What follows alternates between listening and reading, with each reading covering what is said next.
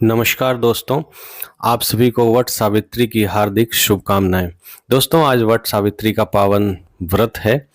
आप सभी जानते हैं कि सुहागन जो स्त्री होती हैं वह अपने पति की लंबी आयु के लिए, दीर्घायु होने के लिए ये व्रत करती हैं।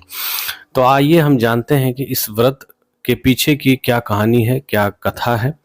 तो दोस्तों, सावित्री नाम की जो सती थी वो बहुत बड़ी सती थी और ऐसा कहा जाता है कि उन्होंने अपने पति की मृत्यु होने पर यमराज से भी उनके प्राण वापस ले आई थी।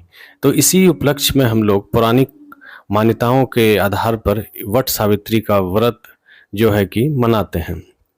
तो दोस्तों, कथा कुछ इस प्रकार है कि सावित्री के पति सत्यवान थे और उनकी मृत्यु हो जाती है। तो सावित्री यमराज के पीछे पीछे चल पड़ती हैं। तो यमराज उन्हें कहते हैं कि सृष्टि के नियम के ये विरुद्ध होगा, यदि मैं आपके पति के प्राणों को लौटा दूं तो आप लौट जाएं।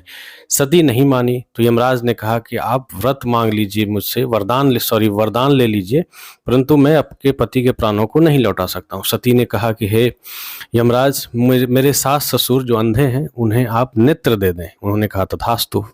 उसके बाद भी सती सावित्री जो है वे यमराज के पीछे पीछे ही लगी रहीं। तो यमराज ने कहा कि अब आपको क्या चाहिए, आप एक वरदान और ले लीजिए, परंतु आप मेरे मार्ग से हट जाएं, मेरे पीछे से चले जाएं। तो सावित्री ने कहा कि हे यमराज, मेरे पति के जो खोए हुए राज्य थे वे वापस लौटा दिए जाएं। तो उन्होंने कहा तथास्तु। इसके उपरांत भी सावित्री नहीं लौटी। तो यमराज ने कहा कि एक और वरदान आप ले लीजिए और इस बार लौट जाइए। सावित्री ने कहा ठीक है, इस वरदान के बाद मैं लौट जाऊंगी।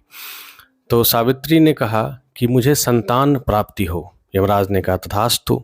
यमराज के तथास्तु कहते ही यमराज को लगा कि वे अपने ही वरदान में फंस गए, क्योंकि संतान की प्राप्ति तभी होगी जब सावित्री के पति जीवित होंगे। इस प्रकार यमराज को सावित्री के पति का जीवन लौटाना पड़ा।